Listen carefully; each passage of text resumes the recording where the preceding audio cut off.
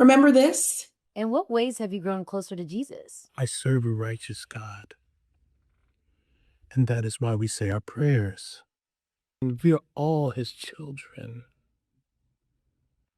But when I say children, I mean like the holy, blessed Trinity, which is why I hold the Bible. But we serve a just God, and I rest easy in knowing that he's sovereign, but he's just. And so let the Lord handle that. We have to protect all men in America, especially all white men in America. Those are the boys that we care about in this country.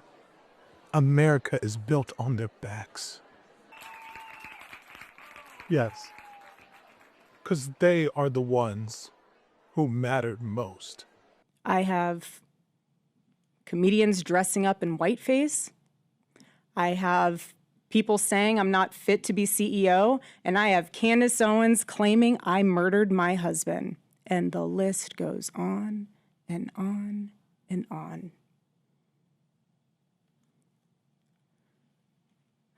So whether you found comedian Drewski's parody of Erica Kirk funny or not is entirely irrelevant to the necessity to protect the rights of all Americans to engage in satire and criticism of political figures they disagree with, which brings us to Tennessee.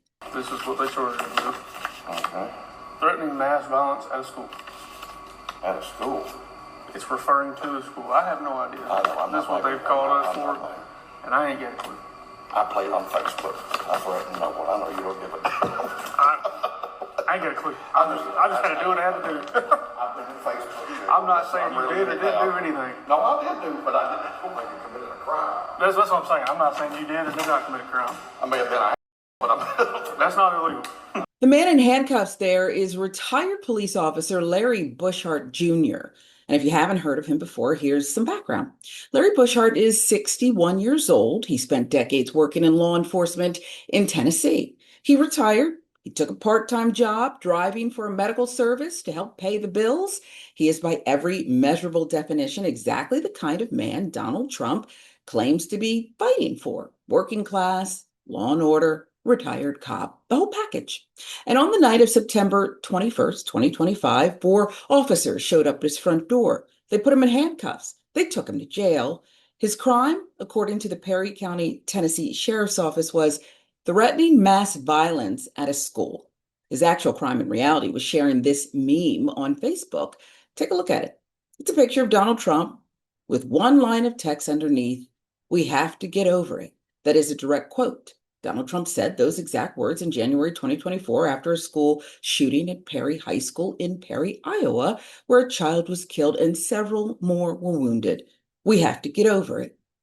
Trump told the country to move on. Larry Bushart took the quote, put it on a meme, posted it under a Facebook thread about an upcoming candlelight vigil for Charlie Kirk in Perry County, Tennessee.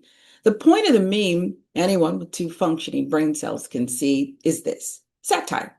It was pointing out the hypocrisy. Same president who told a grieving school community to, quote, get over it after their children were murdered was suddenly the patron saint of grief when one of his political allies was killed. That's the meme. That's it. The entire crime.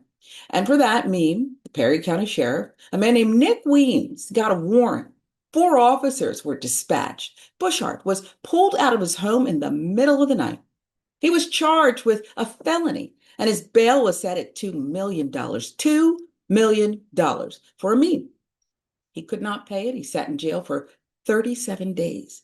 Missed his wedding anniversary. His granddaughter was born while he was behind bars. He lost his post-retirement job. And the entire time, the local school district, the one supposedly being threatened, had received 0 communication from the sheriff's department about any threat.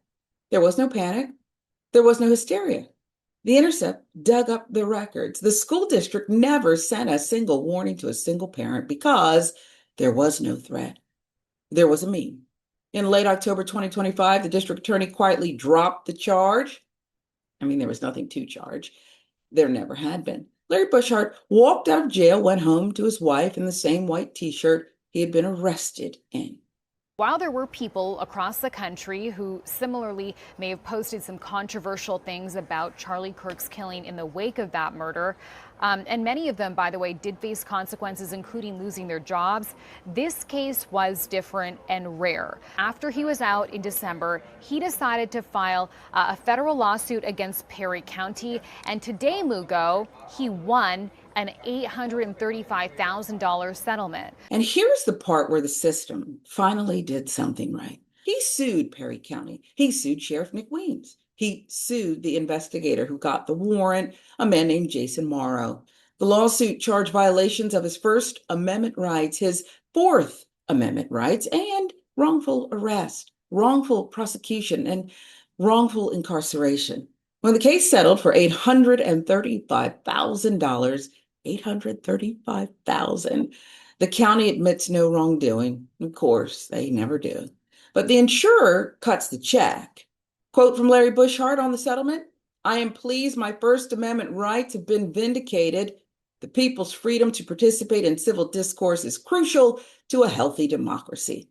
That is a retired cop from rural Tennessee reminding the rest of us what country we are supposed to live in. Now, why does this story matter at this exact moment in history?